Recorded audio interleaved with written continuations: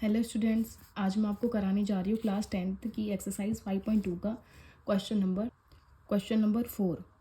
Which term of the AP 3,8,13,18 dot dot dot, इसमें आपको जो कोमा करके दिया हुआ है ये 78। आपको एक AP दी गई है जिसमें आपको 78 लास्ट टर्म दी गई है और आपको ये बताना है कि ये जो टर्म है वो कौन से इस टर्म का नंबर क्या है। मतलब इनडायरेक्टली इसमें ये कहा गया है कि आपको एन फाइंड करना है, क्योंकि टर्म पूरी की पूरी दी गई है। मतलब एन आपको दिया गया but number of term n जो है वो मिसिंग है। अब एन मिसिंग है, उसको फाइंड करने के लिए आप सेम फॉर्मूला लगाएंगे और उससे हम फाइंड करेंगे। चलिए करते हैं इसे सॉल्व। अब इस पूरे क्वेश्चन में आपको जो टर्म दी गई है वो है 78। ए आपका गिवन है, डी हम फाइंड कर सकते हैं क्योंकि हमारे पास में दो टर्म्स हैं। ठीक है, जब हमारी टू टर्म्स दी गई है और वो भी हमारी क्या है, इन सब्सिक्वेंट वे में हमें जो टर्म्स दी गई, जैसे कि हमारा ये A1 है और A2 है। अगर हमको एक फ्लो में अगर जैसे हम एक जैसे A1 है A2 है, बट अगर A2 ना दिया हो तो और A3 दिया हो तो हम डिफाइन नहीं कर सकते थे। उसके लिए हमें सीधे सीक्वेंस में होना जरूरी है, नंबर 1 2। तो 1 भी है और 2 भी है। डी को हम कैसे फाइंड करेंगे? डी को फाइंड करने के लिए हमारे पास में फॉर्मूला A2 माइनस A1 को किसी भी बड़ी टर्म में से छोटी टर्म निकाल देंगे।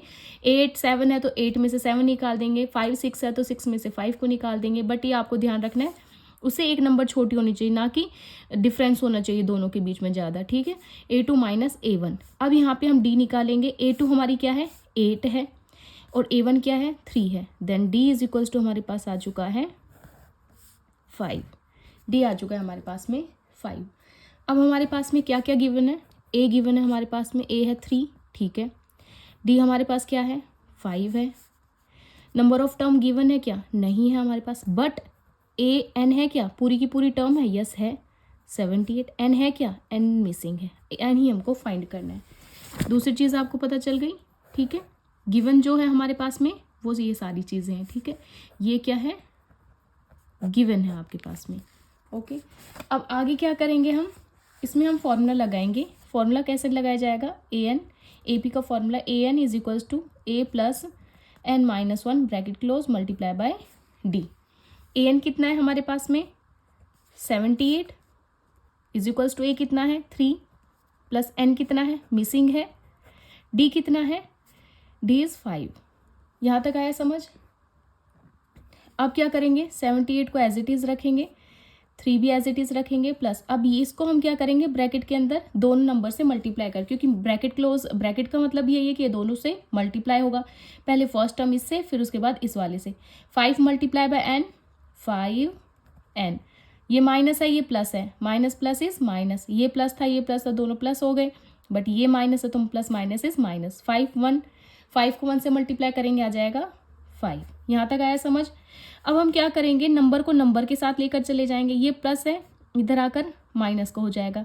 ये माइनस है, इक्वल के लेफ्ट साइड आएगा तो प्लस का 5 हो जाएगा। इक्वल के इधर में क्या रह जाएगा? सिर्फ 5n। अब आपको एक चीज़ ध्यान रखनी है, ये वेरिएबल के साथ है तो ये इजीली उस डायरेक्टली इसके साथ में एडजस्ट नहीं हो सकता है। सबसे पहले हमको इसमें से n को साइड करना पड़ेगा, n को हटाना पड़ेगा, तभी ये होगा एडजस्ट दूसरे नंबर में से। ठीक है, यहाँ तक आया समझ में? काफ़ी बच्चे क्या करते हैं कि इस नंबर को सीधा इसमें से माइनस कर दे क्योंकि n तो साइड हो जाएगा, बट ऐसा नहीं होता है। वेरिएबल वाले जो नंबर्स, वेरिएबल के साथ में अगर कोई नंबर है तो वो एक एडजस्ट इजीली नहीं होगा, पहले हमें वेरिएबल को उससे अलग करना पड़ेगा। अब हम क्या करेंगे? इन दोनों को एडजस्ट कर लेंगे। Plus minus is minus. अब यहाँ पे कितना आया? प्लस का 2 बचा। ठीक है, ये प्लस माइनस माइनस होगा, 5 में से 3 गए, 2 बचे, बट साइन किसका आएगा? प्लस का। Is equals to 5n। अब इन दोनों को ऐड किया तो 80 आ गया, इज इक्वल्स टू 5n। अब मैंने वही चीज़ समझाई थी, हमको जो चीज़ फाइंड करनी होती है, जो वेरिएबल फाइंड करना होता है उसको हम अकेला छोड़ते हैं, बाकी सबको हम राइट साइड या लेफ्ट साइड लेकर चले जाएंगे। n को अकेला छोड़ेंगे क्योंकि n को हमें फाइंड करना है। ये 80 हो गया, बट यहाँ पे किसके साथ है? n के साथ मल्टीप्लाई में है। इक्वल के लेफ्ट साइड आएगा तो किसका बन जाएगा? डिवाइड का, क्योंकि मल्टीप्लाई इक्वल के इधर जाए या उधर जाए, किसका बन जाता है? डिवाइड का। डिवाइड इक्वल के राइट या लेफ्ट साइड जाए, कोई सी भी साइड अगर अपनी साइड चेंज करता है तो वो साइन चेंज हो जाता है, वो मल्टीप्लाई हो जाएगा। प्लस क्या बन जाएगा? माइनस बन जाएगा। माइनस क्या बन जाएगा? प्लस। यहाँ तक आया समझ में? ठीक है, इन दोनों को डिवाइड किया तो यहाँ पर क्या आ जाएगा? 30 यहाँ पर ये 80 है और ये 5 है, ठीक है। 80 को 5 से डिवाइड कर देंगे तो यहाँ पे आ जाएगा हमारे पास में 16 नंबर, 16। देन यहाँ पे 16, ये होगी 16th टर्म, 16th टर्म, ठीक है। एन कितना निकल के आया, 16th टर्म। आई यहाँ तक समझ में। तो जो हमारे पास 78 थी वो हमारी क्या थी, 78 इज ये हो गया हमारी 17 जो है वो हमारी 16th टर्म होगी। ये हो चुका है हमारे पास में सोल्व। इसी के साथ फोर्थ जो क्वेश्चन है वो होता है कंप्लीट।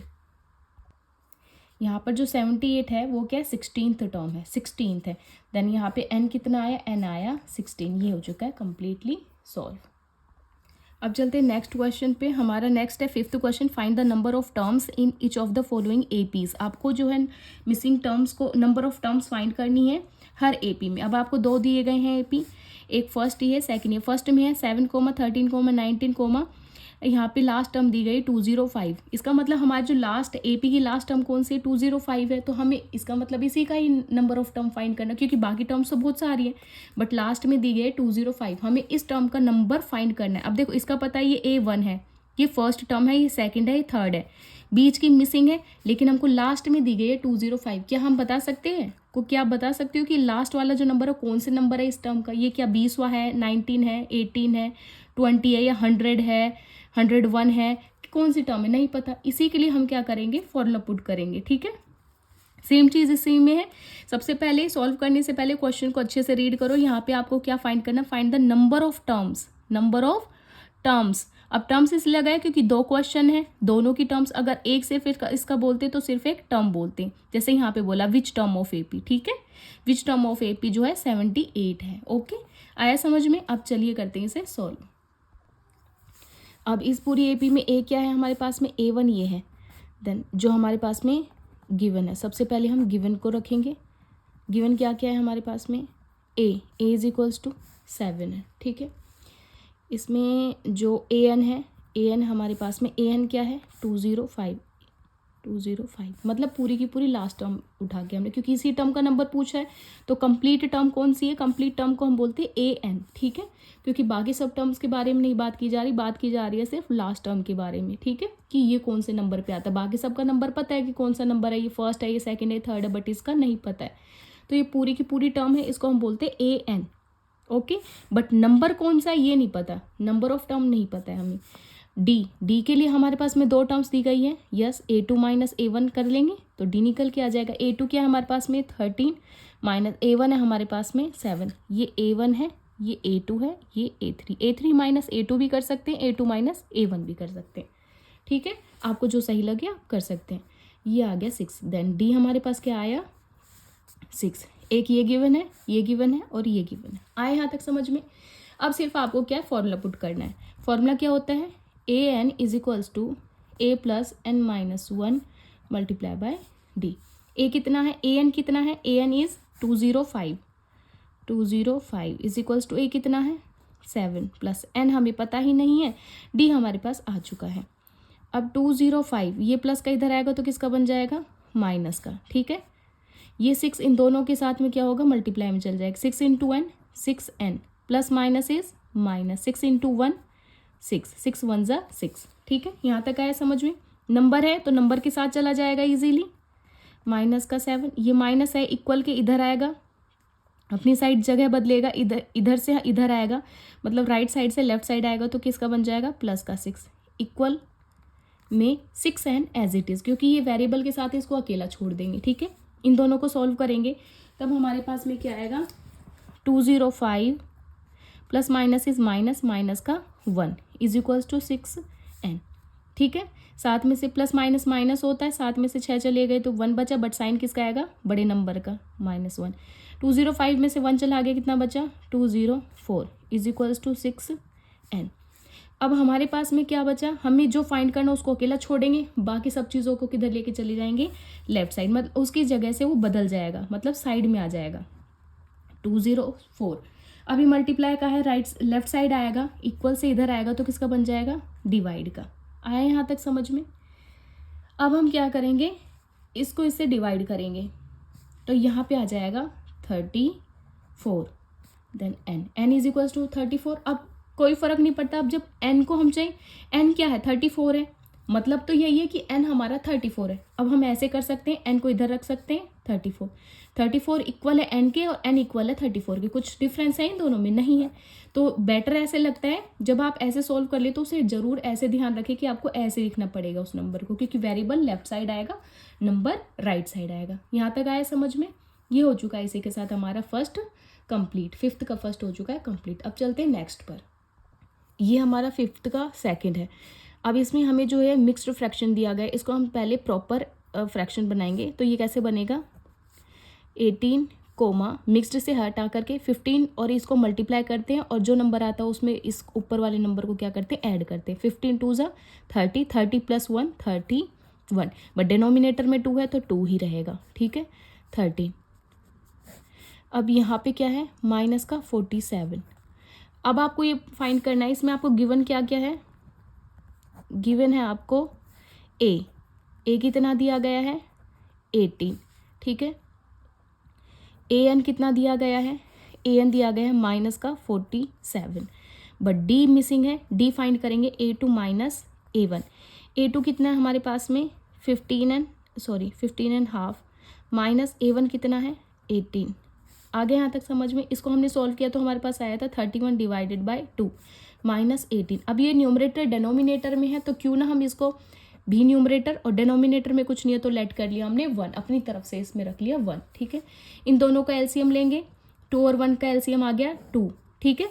एलसीएम एक इस तरीके से लिया जाता है, 1 और 2, 1 की टेबल में 1 आ गया, ये एज इट इज़ 2 रह गया, 2 1 ज़ा 2, 2 1 ज़ा 2, 1 से कैंसिल, तो हमारे पास क्या आया निकल के 1 × 1 × 2, ठीक है, मतलब सेम 1 2 ज़ा 2, 2 1 ज़ा 2, 2 ही आ गया आखिर में निकल के। ये होता है इन दोनों का जो है इसमें एलसीएम लेने का, ठीक है। आगे यहाँ तक समझ में? अब नीचे वाले नंबर को नीचे वाले नंबर से डिवाइड करेंगे, 2 1 ज़ा 2, 1 आया, जो आता है निकल के डिवाइड करने के बाद उसको ऊपर मल्टीप्लाई कर देते हैं, 31 मल्टीप्लाई बाय 1, माइनस की जगह पे माइनस। 1 की टेबल में 2 कितने टाइम्स आता है, 2 टाइम्स आता है, 1 2 ज़ा 2, 2 आया, ऊपर 2 को हम क्या कर देंगे 18 में मल्टीप्लाई कर देंगे। आए यहाँ तक समझ में? ठीक है, 31 माइनस 18 2 ज़ा 36 डिवाइडेड बाय 2, यहाँ तक आया समझ में?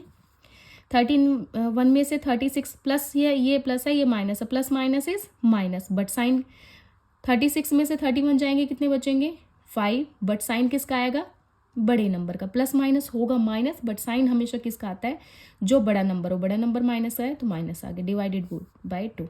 डी हमारे पास निकल के आ गया 5/2 माइनस 5/2। अब चलते हैं आगे, हमारे पास में ए, जैसे कि मैंने आपको बताया था, ए कितना था हमारे पास में 18, an कितना था हमारे पास में माइनस का 47, डी कितना निकल करके आया माइनस 5/2। ये हमारे पास गिवन चीज़ें थी। आगे यहाँ तक समझ में? अब करते हैं इसे सॉल्व, ठीक है। आइडेंटिटी क्या थी, an is equals to a plus n minus 1 multiply by d. आगे यहाँ तक समझ में? an कितना है हमारे पास में माइनस का 47 इज इक्वल्स टू a कितना है 18 प्लस n कितना है मिसिंग है, d कितना है माइनस 5/2। आए यहाँ तक समझ में? माइनस का 47, ये प्लस का इधर आएगा तो किसका बन जाएगा माइनस का। अब ये 5/2 इन दोनों साइड में मल्टीप्लाई होगा पहले n के साथ, तो ये आ जाएगा 5 डिवाइडेड बाई 2n, 5/2 n के साथ मल्टीप्लाई होगा तो 5/2 multiply by n is 5/2n, ठीक है। माइनस माइनस प्लस हो जाएगा, ये आएगा 5/2 को 1 से मल्टीप्लाई करेंगे तो 1 ऊपर वाला नंबर के साथ हमेशा मल्टीप्लाई होगा, कि इसके नीचे कुछ नहीं है तो हमने लेट कर लिया 1, ऊपर का ऊपर नीचे का नीचे, 5 1 ज़ा 5, 2 1 ज़ा 2। आए यहाँ तक समझ में? अब क्या करेंगे हम, इसमें इन दोनों का एडजस्ट कर लिया, माइनस माइनस हो गया प्लस, वो हो जाएगा 65, इन दोनों माइनस माइनस होता है प्लस, तो दोनों को प्लस करके आ गया 65, बट साइन किसका आएगा बड़े नंबर का, बड़े नंबर का साइन है, माइनस माइनस आ गया। अब ये जो, अब देखो ये तो इजीली इधर आ नहीं सकता क्योंकि ये किसके साथ है वेरिएबल, बट इसके साथ ये तो अकेला नंबर है, ये तो अकेला नंबर है, ये फ्रैक्शन के अंदर है तो फ्रैक्शन एज इट इज उठ करके इधर आ जाएगा, प्लस है पूरा का पूरा इधर आकर के किसका बन जाएगा माइनस का। आए यहाँ तक समझ में? अब ये माइनस, अब ये जो 5/2n है माइनस का, इसको हम ऐसे ही छोड़ देंगे। अब हम क्या करेंगे, इन दोनों को सॉल्व करिए, न्यूमरेटर डिनोमिनेटर, न्यूमरेटर इसको भी डिनोमिनेटर बनाने के लिए लेट कर लिया नीचे 1 अपनी तरफ से रखे, क्योंकि ये फ्रैक्शन में, इसको भी फ्रैक्शन बना लेंगे। इन दोनों का एलसीएम लेंगे, 2 आ गया, 2 और 1 का एलसीएम हो गया 2, 1 2 ज़ा 2, 2 टाइम्स गया। 2 को मल्टीप्लाई करेंगे 65 से, तो हमारे पास में क्या निकल के आ जाएगा 130, 130। ये माइनस का है तो माइनस का आ गया। 2 की टेबल में 2 कितनी टाइम आता है, 1 टाइम, 2 1 ज़ा 2, 1, 1 मल्टीप्लाई बाय 5, माइनस का 5 एज इट इज़ आ गया, क्योंकि 1 को 5 से मल्टीप्लाई करेंगे तो सेम नंबर आएगा। ठीक है, अब इक्वल में -5/2n, यहाँ तक आया समझ में? ये हो गया, माइनस माइनस हो जाएगा प्लस, माइनस माइनस हो जाएगा प्लस, ये हो गया 135, बट साइन किसका आएगा, बड़े नंबर का, बड़े नंबर का, divided by 2 is equals to. अब ये जो हमारे पास में 5/2 है, ये n के साथ है, n के साथ क्या है, मल्टीप्लाई में है, मल्टीप्लाई में।